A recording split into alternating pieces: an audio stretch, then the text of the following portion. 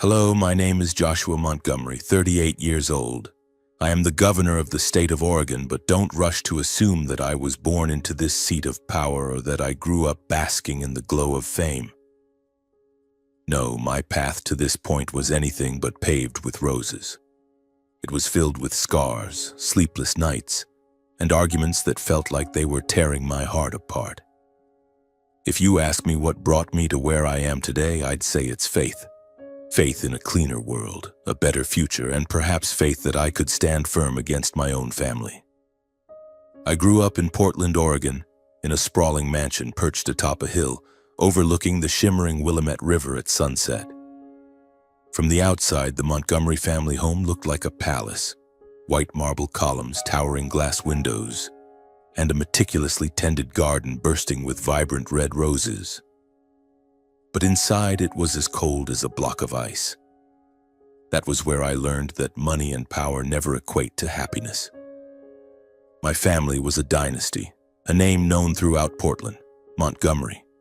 We owned Montgomery Industries, a mining and mineral processing conglomerate specializing in copper and lithium, commodities hotter than ever due to the electric vehicle boom. But behind the staggering profit margins were rivers clouded with chemicals, encroached forests, and communities living in fear for their health. I realized this at a very young age, but my father, Edward Montgomery, did not. To him, the environment was merely an obstacle, something to be swept aside to keep the money flowing into the vault. My father was a formidable man, tall and imposing, with salt and pepper hair and eyes as sharp and cold as steel. He always wore impeccably tailored suits paired with a gleaming gold watch on his wrist. But it wasn't his commanding appearance that scared me most. It was his voice, deep, steady, and unyielding, allowing no room for dissent. "Profit is everything, Joshua," he would say, holding a glass of whiskey, his eyes fixed on me as if I were a failed project. "If you want to succeed, learn to put profit above emotions." My mother, Eleanor, was the complete opposite. She was gentle with golden blonde hair and eyes as blue as Crater Lake on a summer day. She loved me, I knew that, but her love was always caught between me and my father. Whenever I clashed with him, she would sit there, hands clasped tightly, eyes filled with worry. She wanted to protect me, but she was afraid of angering my father. "Joshua, be patient with your father," she would whisper when it was just the two of us. "He only wants what's best for you." I wanted to believe her, but deep down, I knew that my father's version of best wasn't what I wanted. And then there was Matthew, my younger brother. 4 years my junior, Matthew was the center of attention from the moment he was born. With his dark brown hair and arrogant smile, he was a perfect replica of our father. Ambitious, aggressive, and never one to prioritize others' interests above his own. My father doted on Matthew, calling him the ideal heir. Matthew knew it and seized every opportunity to prove he was better than me. "You're a failure, Josh," he'd say, his smirk dripping with contempt. "You think you can change the world by saving a few trees? Wake up." I didn't blame Matthew for how he treated me. He was only following what our father taught him, that money was the measure of success and the weak were those who couldn't make it. But every time I heard his mocking words, my heart ached. Not because I craved his respect, but because I knew deep down he was just another victim of our father's warped mindset. The conflict between me and my family began when I was young, but it erupted when I was 15. One summer afternoon, I accompanied my father to a copper mine owned by the company on the outskirts of Portland. I still remember the acrid smell of chemicals in the air, the murky water flowing from the factory, and the weary eyes of the local residents. "Dad, what are we doing to this river?" I asked, my voice trembling. He just laughed, patting my shoulder as if I'd told a joke. "That's the price of progress, Joshua. You'll understand when you grow up." But I didn't understand, and I didn't want to. From that day on, I started paying closer attention. I read about rivers poisoned by industrial waste, forests razed to make way for mines, and children in towns near the mines falling ill from contaminated water. Every time I tried to talk to my father about it, he brushed me off. "You're too sensitive," he'd say. "The world doesn't run on emotions." My childhood years passed in endless arguments. Every dinner at the Montgomery mansion was a battlefield. I tried to explain that we could mine more sustainably, that new technologies could reduce pollution. But my father looked at me with disappointment while Matthew sneered, calling me a delusional dreamer. My mother, as always, remained silent, her hands gripping her napkin tightly. The breaking point came when I was 17. My father wanted me to study business at Harvard, where he had gone to eventually take over Montgomery Industries. "That's your path, Joshua," he said, his voice heavy with authority. "You were born to carry on this company's legacy." But I didn't want that. I couldn't imagine myself sitting in a lavish office, signing contracts that would continue to poison the river where I used to fish as a child. Instead, I chose the University of Oregon, home to the state's best environmental science program.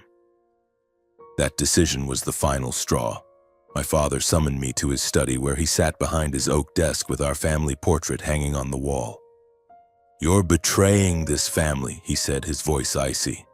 "If you choose this path, don't expect a single cent from me." I stood there, my heart pounding, but I didn't back down. "I don't need your money," I replied, knowing full well I was setting myself on a treacherous path. "I'll manage on my own." My mother cried when I left home.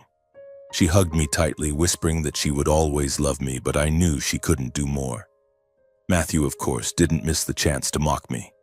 "Good luck with your plants, Josh," he said, his smile laced with malice. "Don't come crawling back when you fail." I left the Montgomery mansion with a backpack, a few $100s in savings, and a dream bigger than the Cascade Mountains. I didn't know if I could change the world, but I knew one thing. I wouldn't live a life where I had to look in the mirror every day and feel ashamed. Leaving the Montgomery mansion felt like stepping out of a gilded prison. No more suffocating dinners under my father's disappointed gaze. No more of Matthew's razor-sharp taunts. But freedom always comes with a price. On my first day at the University of Oregon, I stood in front of the ivy-covered red brick dormitory, feeling both exhilarated and terrified. Eugene, where the university was located, was a small town with tree-lined streets and crisp, clean air, a far cry from Portland's glitz. But I quickly realized that without my father's money, college life was anything but easy. Tuition, textbooks, rent, all of them weighed on my shoulders like boulders. I applied for scholarships, but they only covered a fraction of the costs. So I started working, taking any job I could find. My first job was waiting tables at a cozy little cafe near campus called the Green Bean. The place smelled of freshly roasted coffee, and its walls were adorned with paintings of Oregon's forests.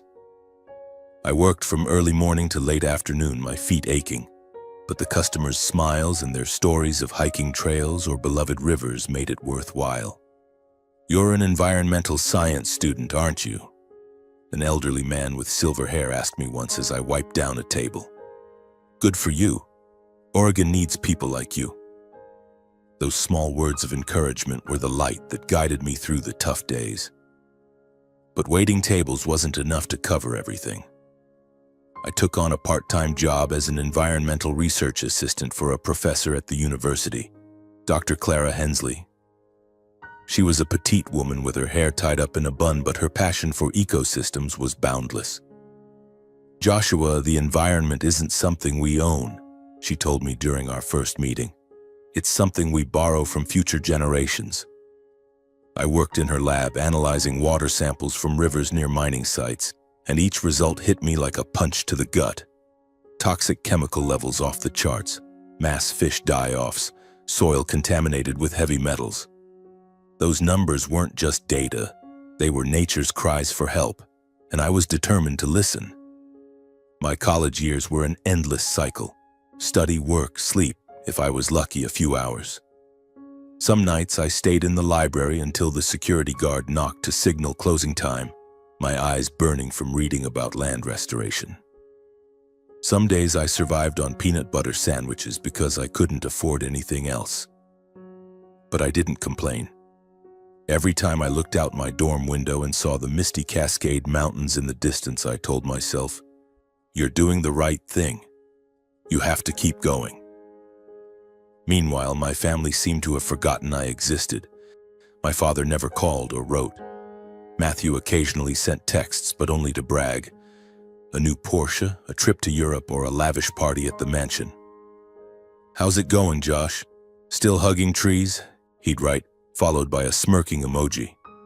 I'd read the messages, set the phone down, and not reply. But each of Matthew's words stung like a needle, echoing my father's old refrain. "You're a failure if you don't make money." My mother was the only one who kept in touch. She'd call late at night when my father wasn't home. "Joshua, are you okay?" she'd ask, her voice trembling. I could picture her in the living room, clutching the phone, glancing at the door as if afraid my father might walk in. "I just want you to be settled, sweetheart. Graduate, get a government job, get married, have kids, don't work too hard." I'd smile and tell her I was fine, but the truth was I had no time for love. My mind was consumed with dying rivers, ravaged forests, and a dream of an Oregon untainted by greed. Still, there were moments when loneliness felt suffocating.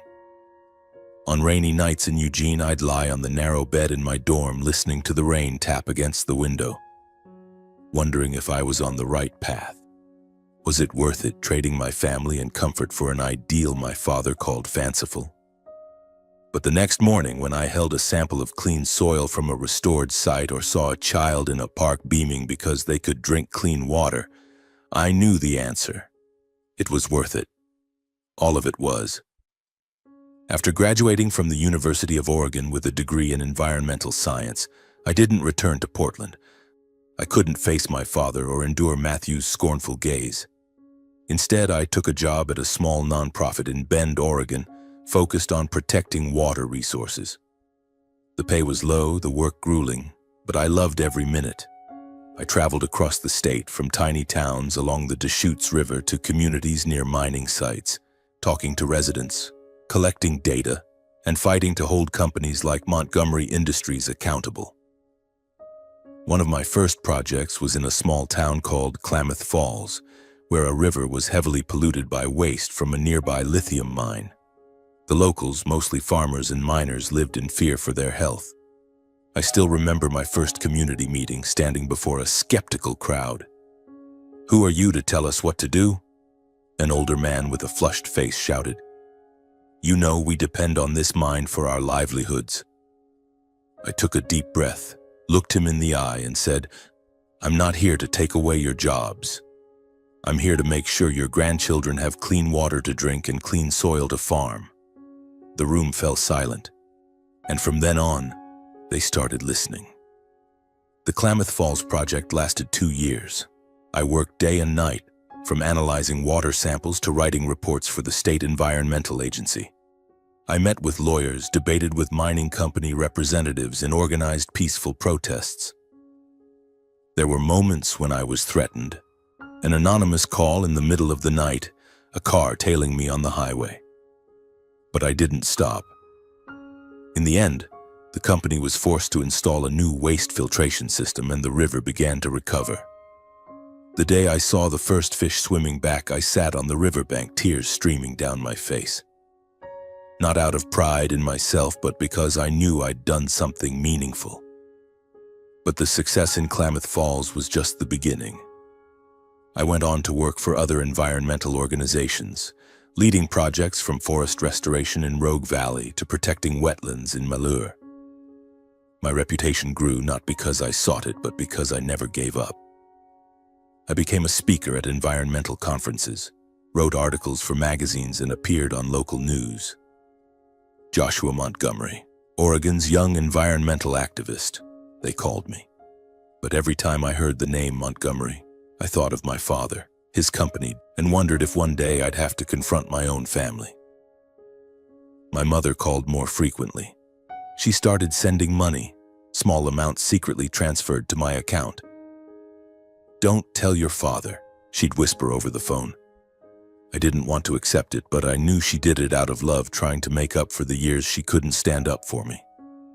I used the money for books, gas for field trips, and occasionally a decent cup of coffee. But I never told her what I was doing, never shared my victories or the nights I stayed up under pressure. I was afraid she'd worry, or worse, tell my father. Matthew, on the other hand, never changed. His messages grew rarer, but each one was still laced with venom. "Heard you're working for some save-the-world outfit," he wrote once, attaching a photo of himself next to a yacht in Seattle. "Pathetic. Dad says you're the family's disgrace." I read that message in a tiny rental room in Bend, where I lived with a single bed and an old desk. I wanted to reply, to scream that I didn't need his or my father's approval. But I just turned off my phone, took a deep breath, and got back to work. Despite the hardships, those years shaped me. I learned to stand firm under pressure, to talk to people who disagreed with me, and to hold fast to my ideals even when the world seemed against me. I was no longer the trembling boy standing before my father in his study. I was a man with a mission, and I knew that even if my family turned their backs on me, I would keep going. But I never imagined that my mission would lead me to the governor's seat of Oregon. If someone had told me 10 years ago that I would be leading a state, I would have laughed and told them to stop dreaming. I was just a guy chasing a dream of protecting rivers and forests, not a politician with polished speeches or calculated handshakes. But life, as I've learned, has a way of guiding you to places you never anticipated.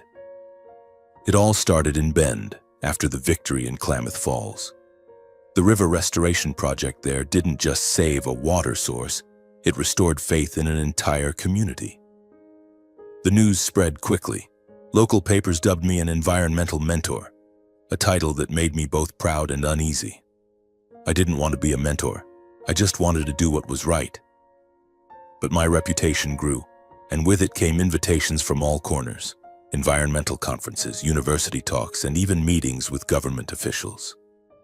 One autumn afternoon in 2023, as I sat in my small office in Bend reading a report on soil contamination in Rogue Valley, my phone rang.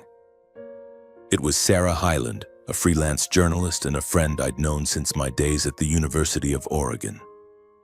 "Joshua, have you ever thought about running for office?" she asked, her voice brimming with excitement. I laughed, thinking she was joking. "Run for office? Me?" "Sarah, I'm an activist, not a politician." But Sarah didn't laugh. "Listen," she said. "The people of Oregon admire you. You've done things politicians only promise to do. This state needs someone like you." Sarah's words echoed in my mind for days. I didn't like politics, the empty gestures, the fake handshakes, the backroom deals. But I also knew that real change needed power. Not the kind of power to control, but to protect the rivers, the forests, and the communities harmed by pollution from corporations like my father's Montgomery Industries. I spent weeks deliberating. I walked along the Deschutes River watching salmon swim upstream and wondered if I had the strength to enter a world I'd always despised. But then I thought of the children in Klamath Falls, the farmers who lost land to pollution, and the forests ravaged by greed. If I didn't step up, who would? So at the age of 37, I decided to run for governor of Oregon in 2024. It was a crazy decision, and I knew I was up against seasoned politicians backed by millions in corporate funding. I had no money, no connections, and the Montgomery name, once my family's pride, was now a burden, as everyone knew my father's company was one of the environment's biggest adversaries. My campaign started humbly.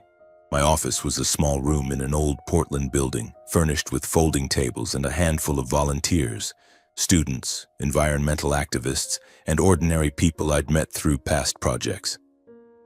We didn't have much money, but we had belief. I traveled across the state from small towns like Ashland to big cities like Salem, talking to people about what I'd seen. Dying rivers, vanishing forests, and broken promises. "I'm not promising you a perfect world," I said in every speech, "but I'm promising to fight for a cleaner Oregon, for our children." The first weeks were tough. My opponents attacked relentlessly, calling me an unrealistic idealist, an inexperienced upstart, a traitor to my tycoon family. Some articles even dredged up my past, mentioning how my father cut me off for refusing to follow the business path. But each criticism only made me more determined. I didn't need their approval. I needed the people's trust. Then something miraculous happened. People who'd heard me speak in Klamath Falls, Rogue Valley, and Malheur started showing up at my rallies carrying homemade signs. Joshua for clean water. Green Oregon, strong Oregon. Environmental organizations, from big ones like the Sierra Club to small local groups, began endorsing me. College students, young and passionate, became the backbone of my campaign, handing out flyers, posting on social media, and organizing fundraising concerts. "You're making history, Joshua," Sarah told me one night as we ate pizza in the office after a long day. I smiled, but inside I just hoped I wouldn't let them down. On election day, I barely slept. I stood in my small Portland apartment looking out at the Willamette River, wondering if all this effort was worth it.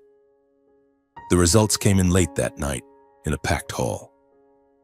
When the announcer read my name, Joshua Montgomery, the new governor of Oregon, the room erupted in applause.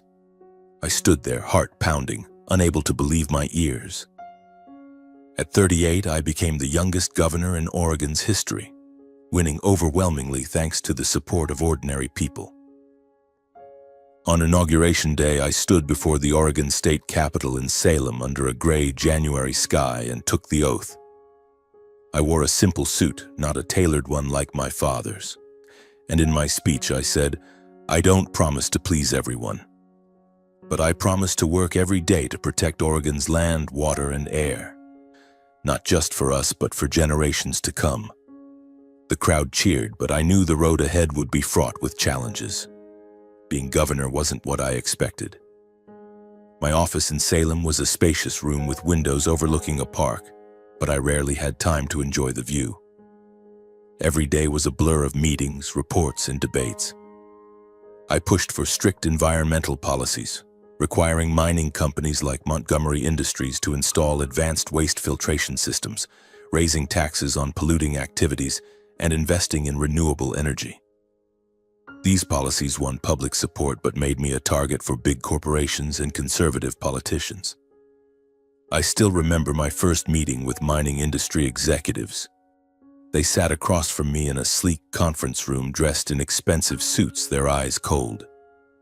"Governor Montgomery," one of them, an older man with a gravelly voice, said, "We understand you want to protect the environment, but these policies will kill our industry. Do you know how many jobs are at stake?" I looked him in the eye and replied, "I do. But I also know how many people are getting sick from polluted water, how much land is being destroyed. If you don't change, I'll make sure the law forces you to." My words silenced the room. I knew I'd made more enemies, but I didn't care. I wasn't here to make friends. I was here to do what was right. Meanwhile, my family remained a shadow in my life. My father and Matthew didn't know I was governor. They never cared about my career, never read the news, never watched TV. My mother, though she still called, only asked about my health and urged me to settle down. I didn't tell her about my new role, not because I didn't want to, but because I feared she'd tell my father and I wasn't ready to face him. But fate didn't give me a choice. One morning my mother called, her voice brimming with excitement. "Joshua, will you come to my 60th birthday?" she asked. "I really want the whole family together, just this once." I hesitated. Returning to the Montgomery mansion meant facing my father, Matthew, and all the old wounds. But I couldn't refuse her. "I'll come," I said, though inside I knew that party wouldn't just be a reunion. It would be a battle, one I couldn't avoid. As I prepared for the visit, I learned that Montgomery Industries was under investigation for violating the new environmental standards I'd enacted. Part of me wanted to halt the investigation, not to protect my father, but because I feared it would tear the family apart. But then I remembered the murky rivers, the devastated forests, and the sick children. I couldn't back down. I was Joshua Montgomery, governor of Oregon, and I would do what was right, even if it meant confronting my own flesh and blood. The day I drove back to Portland, my heart felt heavy. I knew that at my mother's birthday party, everything would change. My father and Matthew would have to face the truth that I was no longer the failure they once mocked. And for the first time, I would confront them not as a son or a brother, but as a man who had found his own path. That day, I wore a simple navy suit, not the tailored kind my father or Matthew favored. In my pocket was a small box containing my gift for my mother, a silver necklace with a sapphire pendant, the color of Crater Lake, which she once said she loved. I hoped the gift would bring a smile to her face, even if just for a moment. But deep down, I knew that smile wouldn't last when I faced my father and Matthew. As I turned onto the road leading to the Montgomery mansion, my heart pounded. The house appeared as grand as ever in my memory. White marble columns, towering glass windows reflecting the glow of lanterns, and a garden of vibrant red roses under soft light. But it was no longer my home. It was an arena, and I was a gladiator without a weapon. I parked beside a row of luxury cars, Bentleys, Mercedes, Rolls-Royces, symbols of the elite world my father always prided himself on. A tuxedoed valet opened my car door, bowing. "Welcome, Mr. Montgomery," he said, his eyes flickering with surprise, as if he hadn't expected me to show up. I gave a faint smile and stepped into the grand foyer where the light from a crystal chandelier glowed like a moon. Inside, the air buzzed with festivity. A string quartet played in the corner, their violins blending with the chatter and laughter of high society guests, CEOs, politicians, judges, lawyers, and those my father called strategic partners. They wore expensive suits and evening gowns, holding sparkling glasses of wine. I felt out of place, like a salmon swimming upstream in an unfamiliar ocean. My mother was the first to see me. She stood near the banquet table wearing a pale green silk dress, her golden hair swept up. When her eyes met mine, her face lit up. "Joshua," she called, her voice trembling with emotion. She hurried over, wrapping me in a tight embrace, her familiar jasmine perfume stirring a pang in my chest. "You came," she whispered, her eyes glistening. "I was afraid you wouldn't." "I couldn't miss your special day," I said, handing her the gift box. Her hands trembled as she opened it, and when she saw the necklace, she smiled, a smile tinged with sadness. "You remembered I love blue," she said, her voice catching. I wanted to say something to comfort her, but then I saw my father approaching. Edward Montgomery was just as I remembered, tall, commanding, with salt and pepper hair and piercing cold eyes. He wore a black suit, his gold watch glinting on his wrist. But something was different. Deeper lines around his eyes, a slightly slower gait. Time had touched him, but it hadn't softened his presence. "Joshua," he said, his voice deep but devoid of warmth. "I didn't expect you to come." "I'm here for Mom," I replied, keeping my tone steady. My father studied me, his gaze probing, as if trying to gauge how I'd changed after years apart. But before he could say more, Matthew appeared, like a gust of toxic wind.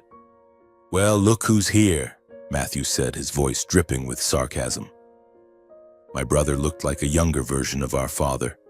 Dark brown hair swept back, a fitted gray suit, and that familiar smirk. He sauntered over, a glass of whiskey in hand, his eyes gleaming with malice. "The tree-hugging hero himself? What's with the cheap look, Josh? Still picking up trash in parks?" A few nearby guests chuckled, but their laughter faded when I met Matthew's gaze. "Hello, Matthew," I said evenly. "You look well. How's work at the company?" I knew the question would hit a nerve, as I'd heard Montgomery Industries was struggling with the new environmental regulations I'd enacted. Matthew's brow furrowed, but before he could retort, my mother took my arm, pulling me aside. "Don't mind Matthew," she whispered. "Today is my day. I just want the family to get along." I nodded, but inside I knew harmony was impossible. The party continued, but I felt like I was walking through a minefield. Every eye in the room seemed to watch me, some curious, some disdainful. I tried to blend in, making small talk with a few guests, but my mind was on my father and Matthew. They didn't know I was the governor of Oregon. They still saw me as the failure they'd mocked. Part of me wanted to keep my secret to avoid conflict, but I knew the truth would erupt sooner or later. That moment came faster than I expected. As everyone sat down for dinner in the grand dining room with its white porcelain plates and gleaming silverware, my father stood, raising his glass of wine. "Thank you all for joining us to celebrate Eleanor's birthday," he said, his voice carrying across the room. "The Montgomery family has always been proud of its achievements, and today we also welcome Joshua's return, though he's chosen a different path." A few guests laughed and Matthew smirked, looking at me like I was a joke. I clenched my fists under the table, fighting to stay calm. But then Matthew stood, clearly unwilling to miss his chance. "Allow me to say a few words," he said, his voice smug. "Our dear Joshua, as Dad said, has taken a very unique path. While we've been building the Montgomery Empire, he's been busy hugging trees, picking up trash, and doing jobs that, let's face it, lead nowhere. Right, Josh?" The room erupted in louder laughter, each chuckle slicing into my heart. I looked at my mother, who bowed her head, her hands clasped tightly. I looked at my father, sipping his wine, his face impassive. And I looked at Matthew, his arrogant smile burning into me. Part of me wanted to stand and walk out, never to return. But then I thought of the rivers I'd saved, the communities I'd protected, and the people of Oregon who'd trusted me. I wasn't a failure. And it was time they knew it. Before I could stand, another voice cut through the room. "Excuse me, may I say something?" It was Judge Richard Harlan, an elderly man with silver hair and a warm, steady voice. A longtime friend of my father's, he was one of the most powerful guests in the room. The room fell silent, all eyes on him. He stood, raising his glass, and looked directly at me. "I think we owe a round of applause to Joshua Montgomery. Not because he's Edward's son, but because he's the governor of Oregon, the youngest in history, leading this state with rare integrity." The room seemed to stop breathing. My mother's wine glass slipped from her hand, shattering on the table. My father froze, his eyes wide, the first time I'd seen him lose his composure. Matthew stood, mouth agape, his whiskey glass tilting. Guests whispered, their gazes darting from Matthew to me as if unable to believe their ears. My blood surged, but I stood, offering Judge Harlan a faint smile. "Thank you, Judge," I said calmly. "I'm honored, and I also owe you my deepest thanks for your unwavering support during my recent campaign." I glanced at my father, his eyes a storm of confusion and anger. Matthew, after a moment of shock, let out a forced laugh. "Governor? You? This is a joke, right? What kind of scam is this?" He looked around, hoping for agreement, but no one spoke.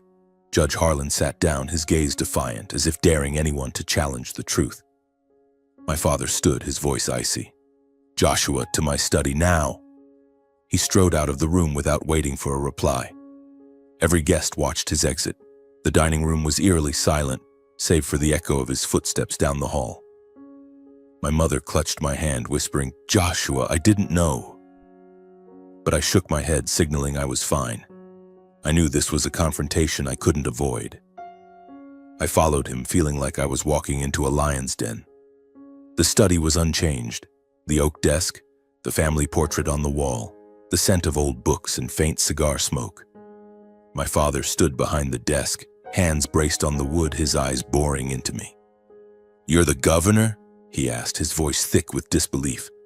"Why didn't I know? Were you hiding it from me?" "I didn't hide it," I replied, standing tall. "You never asked. You never cared about my path." My words cut like a knife, and I saw him flinch. But he quickly regained his composure. "Very well," he said, his voice lower. "You're making things difficult for our company. Your policies, they're costing us millions. You can ease them for the family, can't you?" I looked at the man who had once been my entire world, now asking me to betray my principles. "No, Dad," I said firmly. "I'm the governor. I'm here to protect Oregon, not your profits." If Montgomery Industries breaks the law, it will face the consequences. He stared, stunned, as if unable to believe I'd spoken those words. Before he could respond, the study door flew open.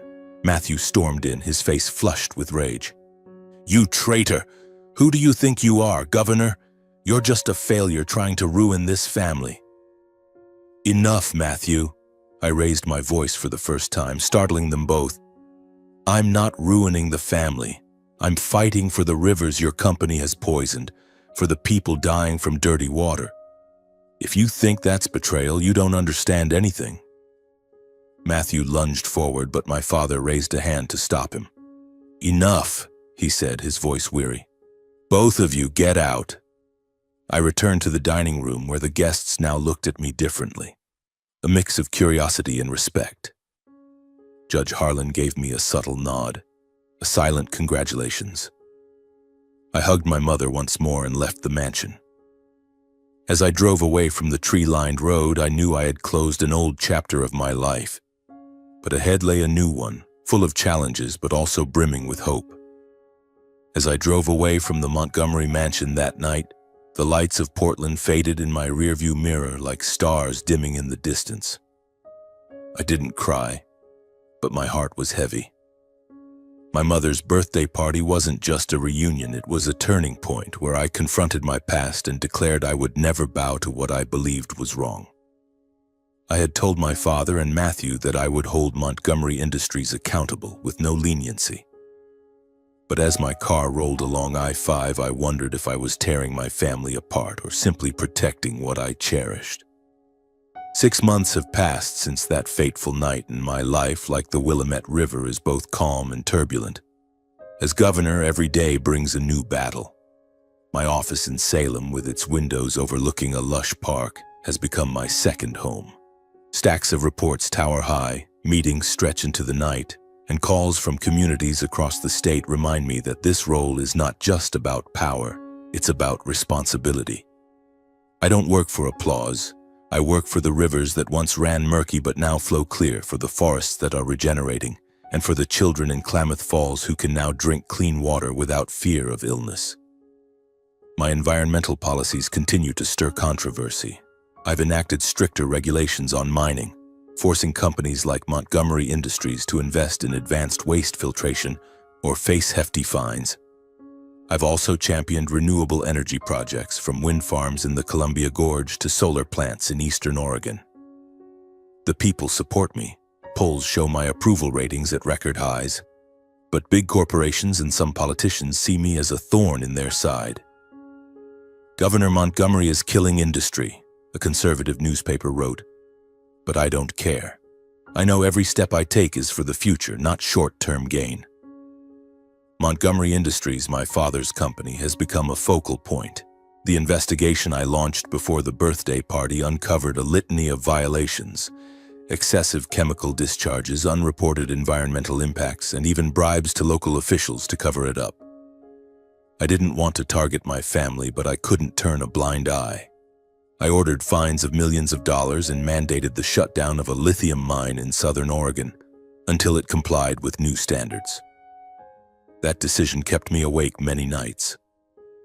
I wondered if I was being too harsh, if there was a way to protect the environment while preserving family ties.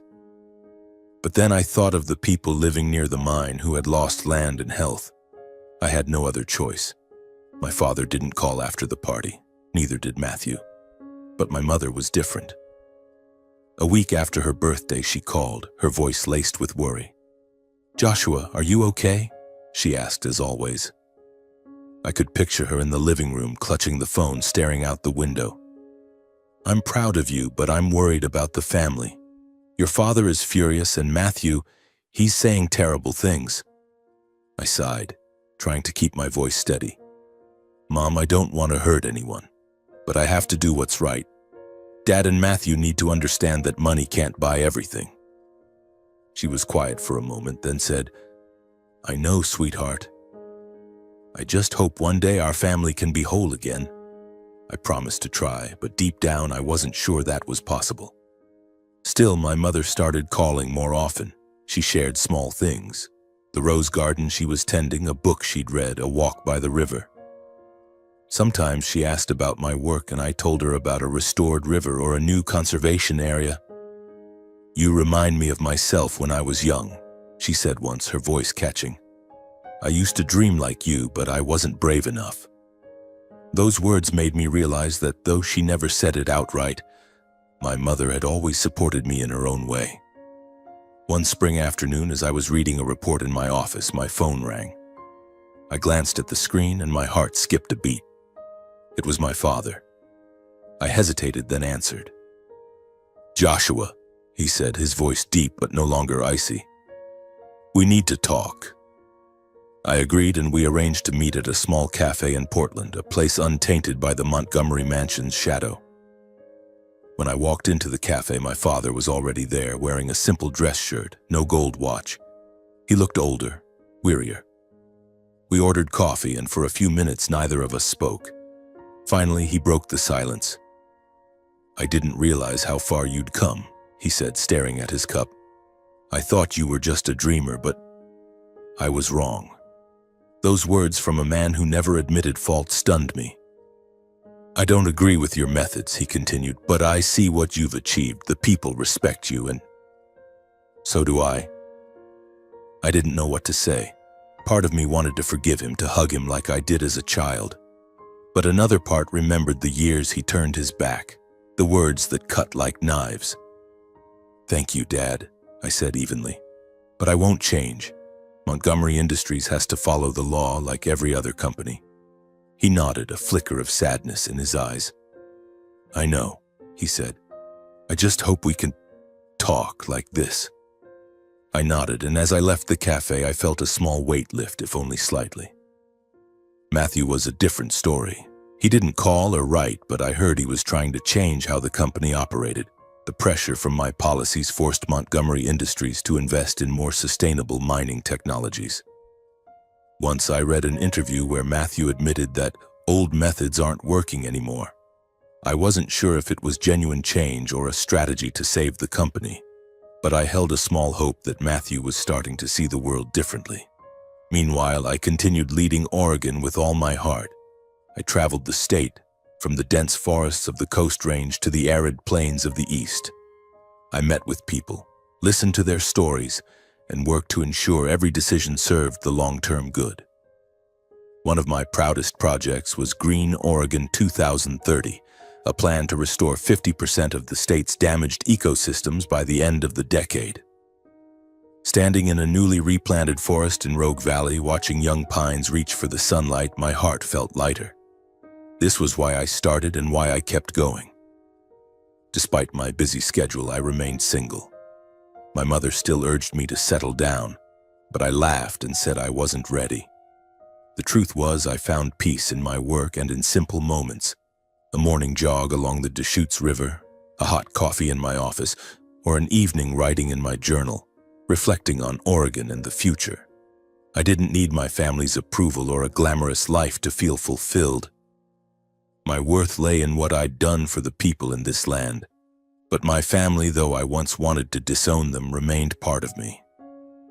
A year after the birthday party, my mother invited me back for dinner. Not a lavish gala, just a family meal. I hesitated but agreed. When I stepped into the mansion, it no longer felt suffocating. My father was there, still stern, but he shook my hand, a gesture I'd never seen from him. Matthew was there too, and though he said little, he didn't mock or taunt. The dinner was awkwardly silent, but my mother smiled throughout, and I knew that though imperfect, this was a first step. As I left the mansion that night, my mother hugged me tightly. "Thank you for coming back," she whispered. I looked at her, seeing the lines around her eyes, but also a spark of hope. "I'll always come back, Mom," I said, and this time I knew I meant it. Looking back on my journey, I've realized that success isn't money or power, as my father once taught. It's looking in the mirror without shame, knowing you've lived true to your heart. I haven't changed the world, but I've changed Oregon, one river, one forest, one life at a time. And above all, I've changed myself, from a boy afraid of his father to a man who stands for what he believes. My message, if you care to hear it, is this. Hold fast to your ideals even if the world turns its back. Don't fear being underestimated, don't fear failure, and don't fear walking a path no one understands, because in the end, integrity brings respect, not just from others, but from yourself. And that, above all, is what matters most. I'm still here in the governor's office, looking out at the Willamette River shimmering under the sunset. I don't know what the future holds. Perhaps new challenges, new battles, and maybe one day a truly reconciled family. But I know one thing. I will keep going, like that river, flowing forward, never stopping.